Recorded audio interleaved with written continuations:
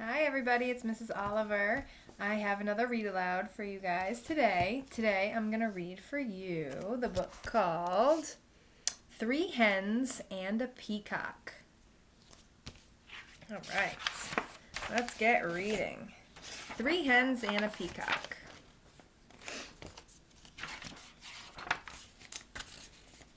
Things were quiet on the Tuckers' farm. The cows chewed their cud. The hens clucked and pecked and laid their eggs. See? The old hound stretched out on the porch, watching and listening.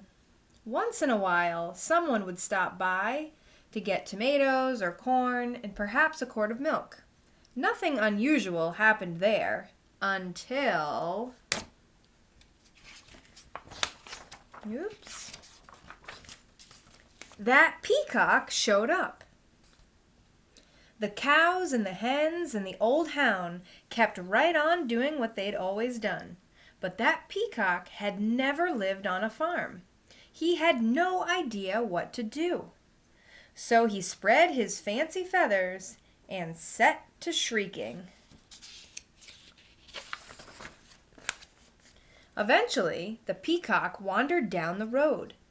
When the cars whizzed by, he shook his feathers and cried out in the loudest voice. Of course, folks stopped for a closer look.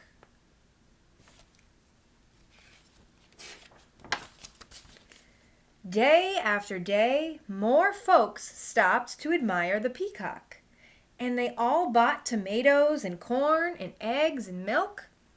Business on the Tuckers' farm was blooming. Everyone seemed happy to have the visitors stopping by. But trouble was brewing in the hen house. The hens were squawking and clucking and flapping their wings. "We do all the work around here. I'd like to see that peacock lay one egg." "Exactly. He just struts around screaming. I suppose fancy feathers are more important than laying eggs." How do you think the hens are feeling about the peacock right about now? "That lazy peacock gets all the attention and we do all the work." The peacock had heard every word. For days he moped about, moaning and groaning. "I wish I could be more useful around here." Clucked one hen. The others ruffled their feathers. The old hound stretched and slowly raised his head. "Why not let the peacock stay here to be useful while you hens take the glamorous job down by the road?"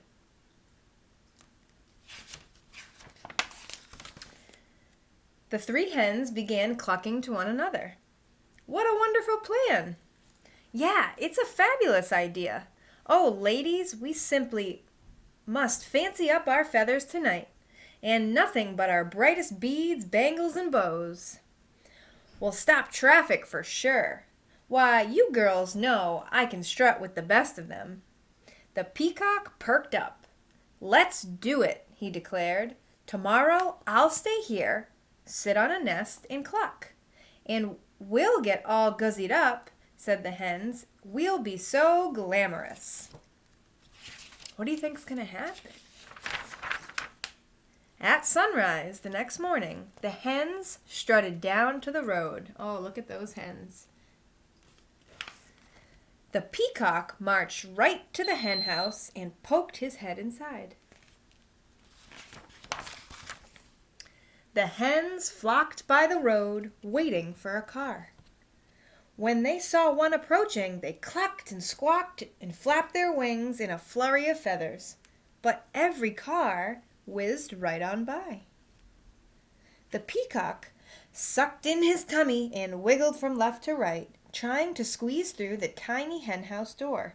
His front half was in, his back half was out. Down by the road, those hens tried every chicken trick they knew. Still, no cars stopped. Finally, the peacock made it into the hen house. He held his breath and pushed with all his might, but no matter how hard he tried, he could not lay a single egg. Not one. The old hound stretched out on the porch, watching and listening. "What's that peacock doing in the hen house?" asked Farmer Tucker. "Who knows?" said Mrs. Tucker. "And what are those hens doing down by the road? Not a one of them is up here laying eggs." "Well, the way things are going, we aren't likely to have anyone buying eggs today," said Farmer Tucker. "We need that peacock down there stopping cars." When the peacock heard that, he smiled the biggest smile you ever saw on a bird's beak. "I am helping," he thought. He squirmed back and forth until he popped out of the cramped hen house. Then he trotted off to find the hens. The exhausted hens were all clucked out. Every feather was out of place. What a day! We couldn't get one car to stop. It's true. Why, most of them didn't even slow down. The peacock met the hens as they trudged up the road. "I can tell you, I'm no good at laying eggs," he said. "I'm just not meant for it." One hen nodded. "I put on my stellar strut, and even I couldn't stop a single car," she said. "I have to hand it to you, Fancy Feathers. Your job is harder than it looks." The other hens agreed. The peacock looked relieved. So the hens marched back to the hen house. The peacock strutted down to the road. The old hound stretched out on the porch, watching and listening. And things were quiet again on the Tuckers' farm. Well, I hope you enjoyed reading this book, 3 Hens and a Peacock, with me, and I'll see you guys soon. Bye!